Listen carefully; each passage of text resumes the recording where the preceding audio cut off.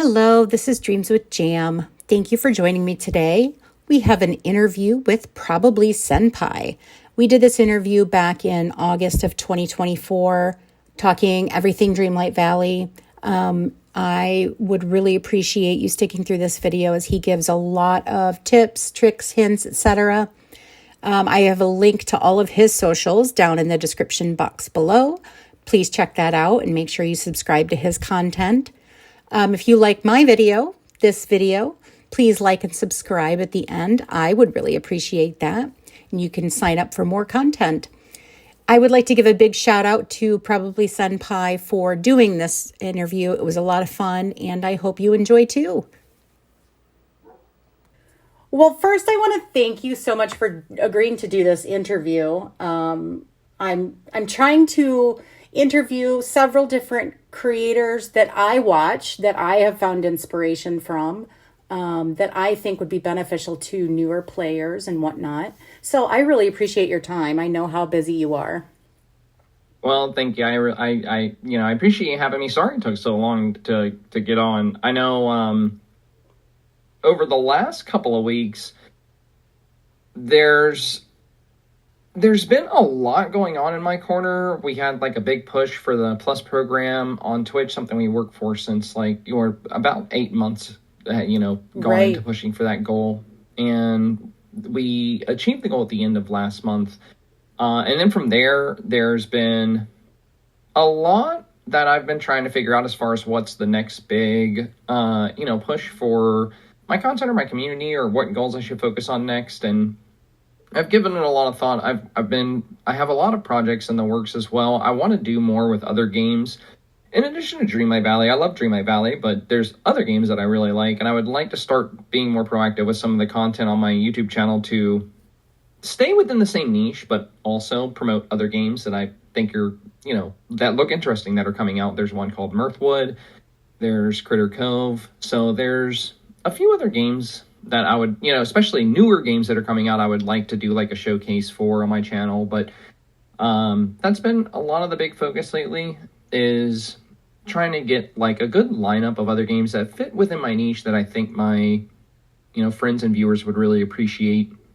Now, have you always been drawn to the cozy gaming community, or is this something kind of recent, or within, since Disney Dreamlight Valley? Well, not necessarily. I have done it's not necessarily new, because I first found great discoverability with content creation with Animal Crossing New Horizons. And I've been a full-time content creator now for a little over 4 years, going on 5 years.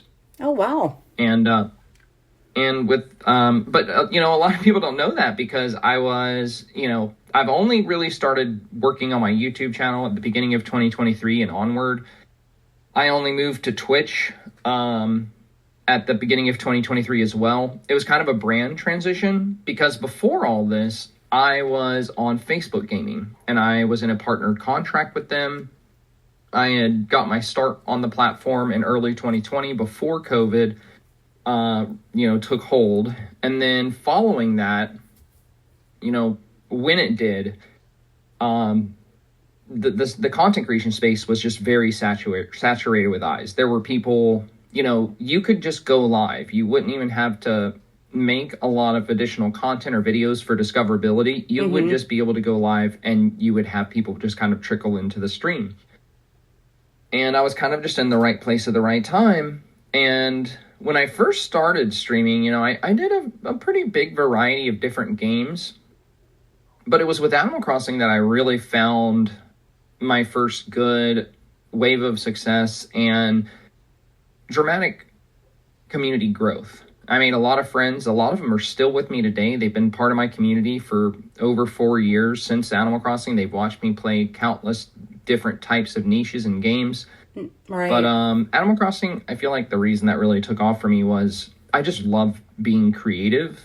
And since I was out of work, like with the whole COVID thing, I was only streaming part-time in the beginning, because I never had the intention of being a full-time content creator. It was not on my list of possibilities, so to say. I just wanted to do something fun and productive with my gaming. And I've always been a very chatty person. So, being able to go live and make new relationships with people and find people to play with, that's what it was. That's what I was drawn to. And it just ended up kind of snowballing. And I had this decision to make around mid 2020 where it was like, do I pursue this full time? And I had a lot of people in my corner telling me to do it. And a lot of people were really drawn into the way I had built out my valley and a bunch of different like multiplayer events I would host. We would do valley tours, and it got really popular on Facebook gaming. But after a while, the Animal Crossing hype died out. I got kind of burned out on it, thousands of hours into it, and I started doing other content. I started focusing more on like social multiplayer games. We did like Among Us and Goose Goose Duck and Fall Guys and just a lot of stuff with community games. And I also did horror games, like I did scary games like Phasmophobia, Right. Visage, and we would do this thing called Freaky Friday, so we would always play like a scary game. I like games that allow me to chat with my audience. I like games that allow me to have conversations with people, and the competitive battle royales, while very fun, and while I do love competitive gaming, take a lot of my attention away from chat, and I feel like I shine more as a content creator when I play games that allow me to be very chat-centric, and Dreamlight Valley is definitely one of those games. So Absolutely. when I came over to Twitch, and, I it was kind of like a new beginning. I rebranded from Senpai Streams to Probably Senpai, and I launched on Twitch, and, 2 months, I would say, about 2 months later, we were partnered on Twitch. We were partnered on YouTube. Just from January to February, working hard on the YouTube channel and on the Twitch channel, we were able to get partnered on both. And I primarily stuck with Dreamlight Valley because that's what I was putting out a lot of content for on YouTube. And a lot of people from YouTube would drift over to the Twitch, the Twitch channel.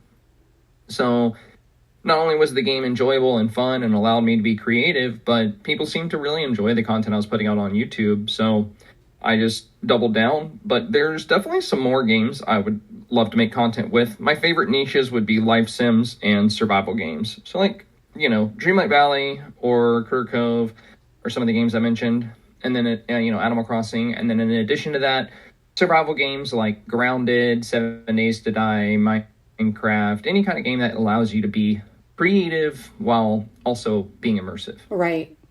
Well, that makes total sense. Now, speaking of the community that you've connected with, what does the community give back to you? Like, what keeps you engaged? I would say friendship overall, because, there are people that I talk to every day. It's almost more like family than friendship, Right. Because you talk to the same people every day for years. And you see them in your chat every day for years. And we've even had community meetups where we've gotten together and met in person and done vacations together with these different friend groups. And a lot of the people I've met through streaming, I would say have been the best friends I've had in my entire life. You meet so many people in real world activities through work or school, and I feel like they really come and go. But seldom do I find relationships like I do through streaming that I just feel very certain are going to be around for a lifetime. Also, a lot of gratitude. When I go on YouTube and I read comments of people thanking me for making a particular video or a comment saying how helpful this was, it's really motivating for me, and it makes me feel like the work I'm doing and the time I'm putting in to structure my videos the way that I do, it's worth it. There are definitely channels that upload far more than I do. Mm-hmm. But I appreciate the fact that everybody has like their own unique style. No matter which of the Dreamlight Valley creators you're watching, everybody brings something unique to the table. Absolutely. And while I don't post as much as many of the others, I'm happy with this style of my content, and I'm happy that it brings something different to the space. So speaking of Dreamlight Valley, and how much of your time do you kind of put towards actually playing the game versus the decor versus dream snaps and things? Like how much do you divide up your time between those three aspects of the game? It's hard to say because it really fluctuates. Like when we get a new update, I dedicate a lot of time to grinding out the star path as quickly as possible. I usually have the whole star path completed by Friday or Saturday following the Wednesday of the release. Me too. So I put a ton of, yeah, just because I love making a video by the first weekend after the release that highlights and showcases all the new star path items. So that way, if somebody is short on time and they're not going to be able to do the whole star path, they can see the items and they can say, okay, I'm going to prioritize unlocking this and this because I'm not going to be able to get to everything because not everybody can pour enough hours into the game to get everything they want. Absolutely. So I like making guides like that can help people make informed decisions, and it's fun to give a full review of the star path. Some of them have been good. I had a lot of problems with A Day at Disney star path. Only 2 rides. We had 3 magic bands. The player base as a whole was just not very happy with the way that was done because the last Disney Park Star Path we got was really good. And I think a lot of people were expecting the same, but it felt like more rides went to the premium shop. We only got the 2, and the items were kind of underwhelming. Now, some people did love the Day at Disney Star Path, but, most of the players I spoke to were unsatisfied with it. But I do feel like the Dreamlight Valley team does a really great job at listening to the player base with these concerns, because right after that, we got the Mulan Star Path, and it was one of the best and most beautiful Star Paths I think we've received. Absolutely. So, I definitely feel like they turned things around, and they're taking the community feedback seriously, which is really great to see. But back to your question here, it shifts what I spend the most time in, but if I had to like generalize it, because I know it's different when I'm doing an update or if we're a few weeks into an update. But I would say like maybe 20% of my time trying to complete memories. That's something I do every day. I check for dried flowers. That's the first thing. I have all my flowers together in little patches because the dried flower memories are impossible to complete. Right. If it rains, you don't get any. And if it doesn't rain, you have to track down the dried flowers, which you might not have any. Sometimes they don't spawn. And then you have to water them. And then when you water them, you might get a memory, you might not. And then if you do get a memory, it might be a coin. So getting the dried flower memories is a headache, but it's something I try to do every day. So I would say about 20% of my time goes to memory harvesting. Not only do I go after the dried flower memories, but I also try to feed all the critters, because there's a lot of critter memories you can unlock. There's, the night shard memories. So since I'm in the late game and I've got most of the furniture stuff, most of the premium stuff, and pretty much all the clothing in the game, the only thing I really have left to collect is memories. So a good portion of my time goes towards that. Okay. Now, aside from that, I would say a fair amount of my time goes into Dream Snaps. That's my favorite feature of the game. Okay. So we'll say maybe 40% of my time goes towards Dream Snap crafting. It would be more, but I do not like doing my Dream Snaps on stream. And I also don't post my Dream Snaps on any social platforms until voting is closed. But to be clear, I don't think there's any advantage from doing that. I don't think, any content creator that is posting their Dream Snaps to their socials is doing something wrong. The only reason I don't do it is because I also make Dream Snap guides and tutorials, and I just want people to know that my ranks, my results are not in any way connected with my visibility, with my growth as a creator, with my platform. I want them to know they can do it too. And that's really important to me. When I make these guides, I want to make them from a position of, hey, these are the results I can get by not showing anybody, by not using my platform. Therefore, you do not need a platform to do well in Dream Snaps, and that's the message I'm trying to send with that. So I would spend more of my time doing Dream Snaps, but since I typically do not make them on stream, well, that means I can't dedicate as much time to them because it has to be off-stream time. The last 30%, I would say, is a mix of like grinding materials and decorating my valley. Speaking of Dream Snaps, as you said, it was your favorite, thing to do in the game right now. What would you like to see changed or added or removed or something updated for Dream Snaps? So I have been a huge advocate for camera improvements. I've been playing since the game released for early access, and we've got the same overall camera functionality that we've had since the game released. Now, we have got some new functionality with new companions. New companions come with new poses. So we have the new Hey Hey pose. We have the new Figaro pose. So we have gotten some new poses that have been kind of added in, but that's not really camera functionality. I would love to see sliders on the filters. We have these filters, but they're all or nothing. It's like they change the colors, they elevate the brightness, and sometimes you want the filter, but you don't want the whole filter. Like if you go on Instagram and you add in a filter, you can adjust it. So that's one thing I would love to see. I would also love to see ways that we can physically place villagers and make them do their emotes or actions for dream snaps.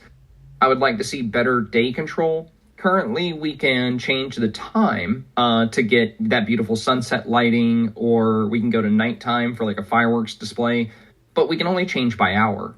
Changing by minute would be a lot better, in my opinion, because then you could adjust things more to your liking. For example, there was one shot I did for the Arendelle showcase where I included all of the Frozen characters. And it took me probably 4 hours to capture the photo I wanted because I needed 2 conditions to meet at the same exact time. One, I needed the moon to be perfectly centered at the top of the photo, which would only happen 49 minutes into the hour.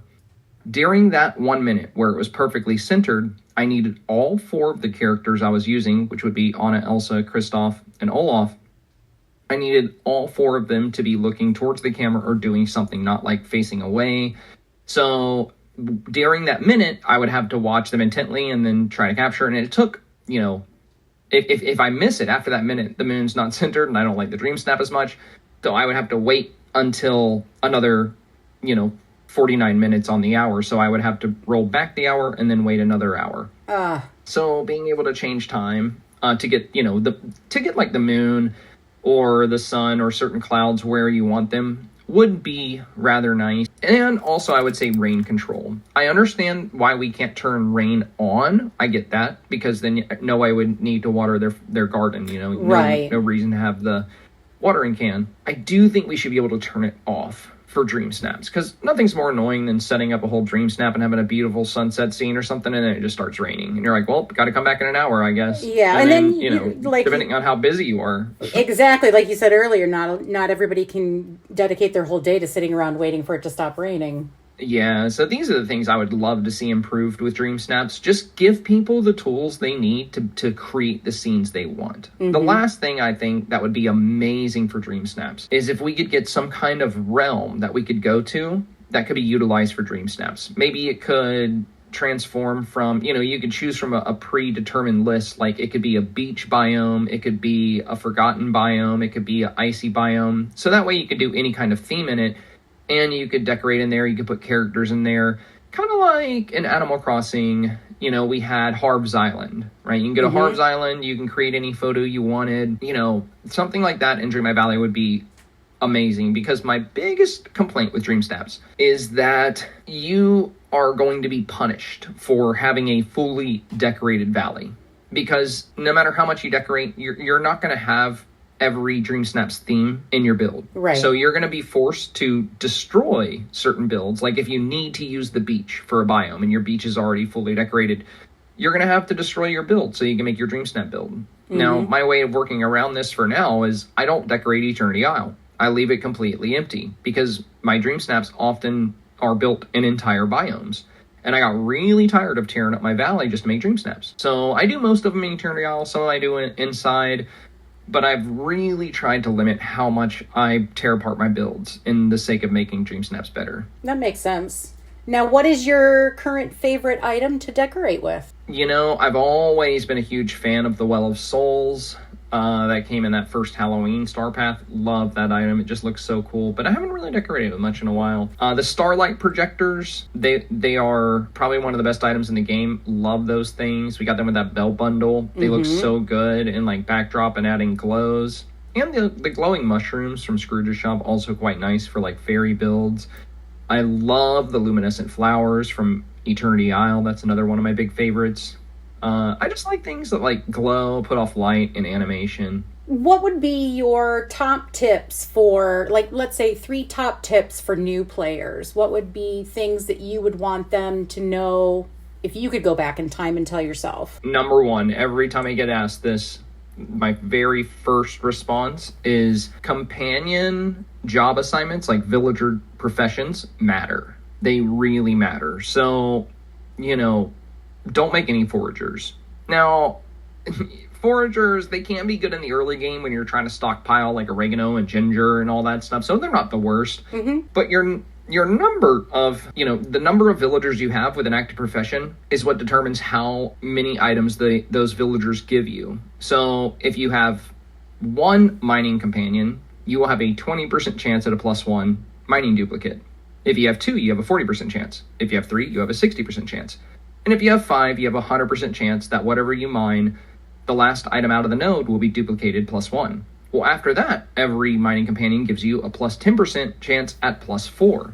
So you're always going to get a +1, but with 6 companions, you now have a 10% chance at a +4 coming out of the rock. Well, at 15, now you have a 100% chance at +4. And at 25, you have a 100% chance for +9, which is a lot. So how you set up, in the beginning when I first started, I assigned professions based on what I thought the villagers would want to do. Like Merlin should be a forager because he makes potions. He's a magician. He wants to collect things like that. That makes sense to me. Goofy's a fisherman. So I would assign, and I made Scrooge a mining companion because he likes money. So I would assign jobs kind of based on, the villagers and their personalities. Right. But that's not the best way to do it because the game doesn't tell you this, but as you assign professions, it gives a buff to everybody with that profession. And in the late game, you're going to have to spend a ton of Dreamlight fixing this if you don't know it in the beginning. Yes. And that's what I had to do. I had to use a bunch of training manuals to get everybody. Now I have 25 mining companions, 1 digging companion, and everyone else is a time bender. I have no gardeners, I have no fishers, I have no foragers because I don't really need those buffs. So that would be thing number 1. Okay. Is that profession assignment is very important. Number 2, check Scrooge's shop daily. As a very big, Dream Snaps centric player, it is incredibly important if you want to get into Dream Snaps that you get as many items as possible. Because the name of the game with Dream Snaps is placing high value items in your submission, whether that's high valued clothing or high value decor. And for anybody listening, that's like, what does he mean by high value? I mean, anything with 4 tags for the challenge. That's both required and both bonus. Same thing applies to outfit challenges. Anything with both required and both bonus is going to be far better to use. Your overall tag count actually is not that important. If you make a furniture, like a decor challenge, and you use a whole bunch of single tag items to drive your tag count way up, it does nothing. You're going to find that your photo still doesn't really perform that well. It doesn't get good visibility because Dreamlight Valley, they want you to use the high value items. They want you to use the things with required and bonus tags. This is what gives you a visibility boost. Right. And a lot of people don't know this. There's so much misinformation about Dream Snaps out there. So that would be number 2, is I would encourage any new player to not only check Scrooge's shop daily, but join Discord servers where people share what's in their Scrooge shop and work on filling out their inventory as quickly as possible so they can be more competitive in Dream Snaps, because that's going to save them money. They're not going to need to buy Moonstones as much if they're getting the 4K a week. But as a new player, it's really challenging to get really great Dream Snaps ranks because you are limited on how many high value items you own. Absolutely. So fixing that problem, you're going to be able to do much better. And the last thing I would say for a new player, I guess I would probably recommend how to get money, because you're going to need star coins to get these items that I'm referring to. So gardening, that's the name of the game in the early game, at least. When I first started out, I was major carrot farmer, and I went on to onions, and then eventually eggplants, and then eventually pumpkins. But gardening is one of your best friends. And in the early game, I definitely recommend having a lot of gardening villagers, because that's going to give you a lot of income. But in the late game, you'll probably end up wanting to use the training manuals to convert them to something else, because by that, in the late game, you're going to have the auto gardener.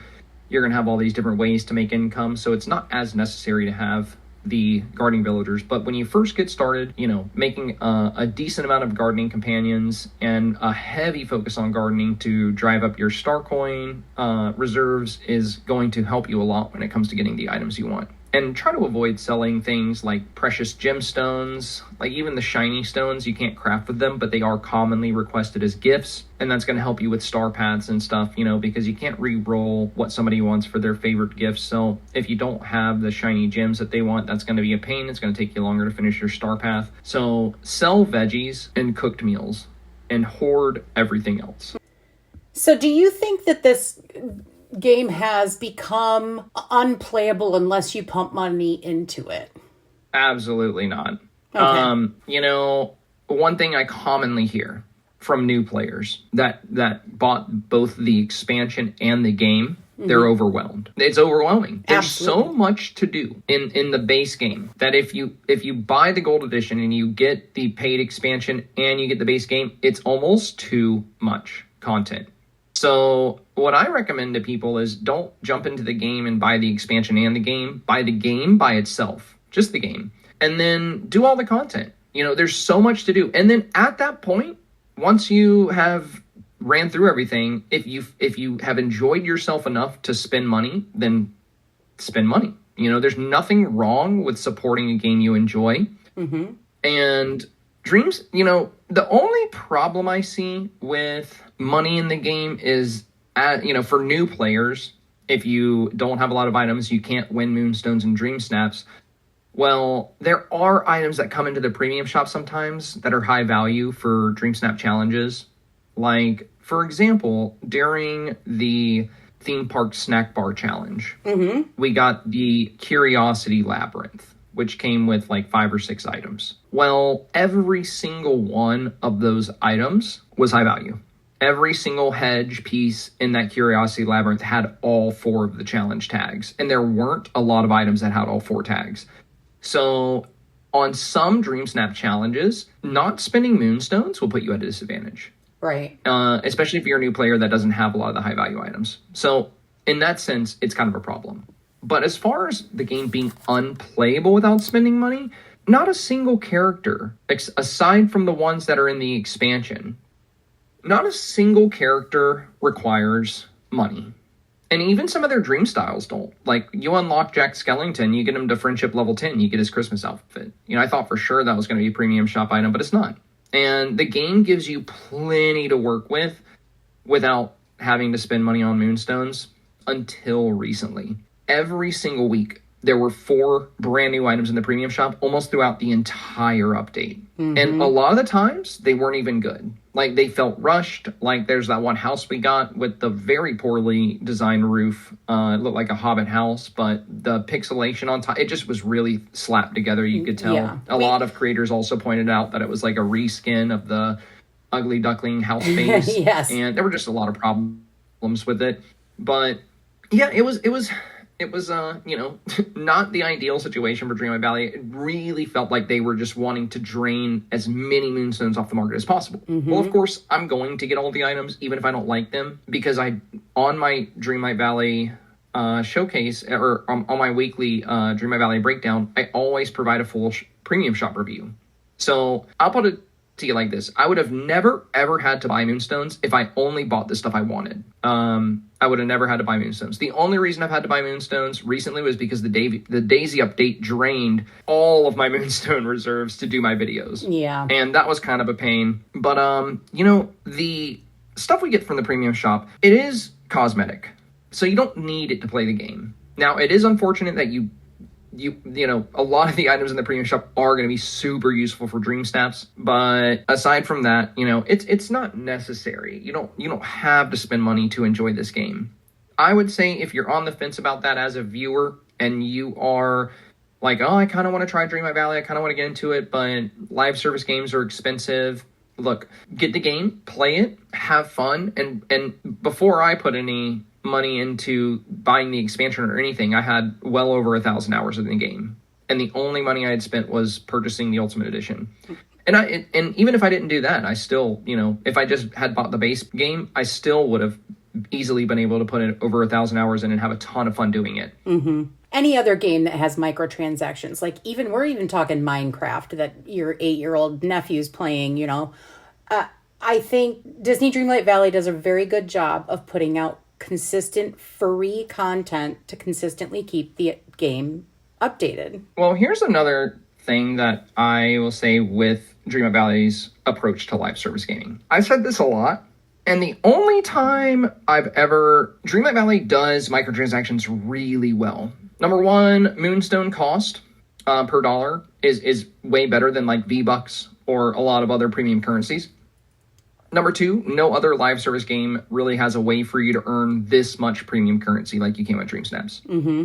Number three, Dreamlight Valley does not have loot box mechanics. And as long as they stay far away from loot box mechanics, I will continue to champion for their approach. I don't think live service games are a bad thing. There are people out there that, they think any game with microtransactions is bad, and microtransactions are like a stain on the gaming industry, a sign of greed. But here's the thing. Microtransactions came along with the introduction of live service games. In the past, we never had live service games until microtransactions because there was no way to fund live service.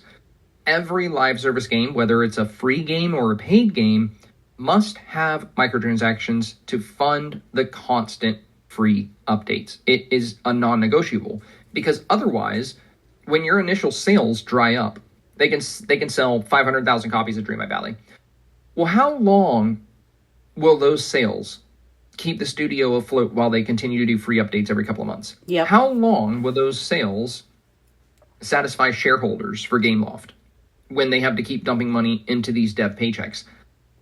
The answer is not very long. Right. The game would already have probably died out, if it wasn't for the constant free content updates.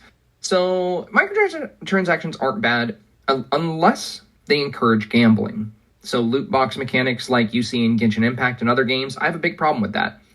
I have a big problem. I used to play a lot of Apex Legends as well, another competitive game I really enjoyed. And, a lot of the times you have to buy, you can buy these crates to try and get these heirlooms for your Legends. And they're like, little handheld animations for their melee attacks. They look really cool. But I think it's like 1 in 500 crates will have these heirlooms. And if you want to unlock them, you have to gamble. You'd be like, well, I might get one this time. Oh, I've already spent $100. I got to be close. I'll spend more. Yeah. And this is it's very predatory towards gamers, towards completionists. It's just designed to pull as much money out as you can. So when I see microtransactions, I am looking for, number one, always knowing what I'm getting. If it's a mystery box where I might get what I want and I might not, that's just gambling. That's all that is. You're just encouraging gambling and you're just being predatory. So I'm really thankful Dreamlight Valley does not have that because Gameloft does have this in their other game. Disney Magic Kingdom on mobile has loot box mechanics because most mobile games do. I mean, it's just a way for these companies to make big bucks. So, right. I just hope they keep that far away from Dreamlight Valley. And I'm so glad they have so far.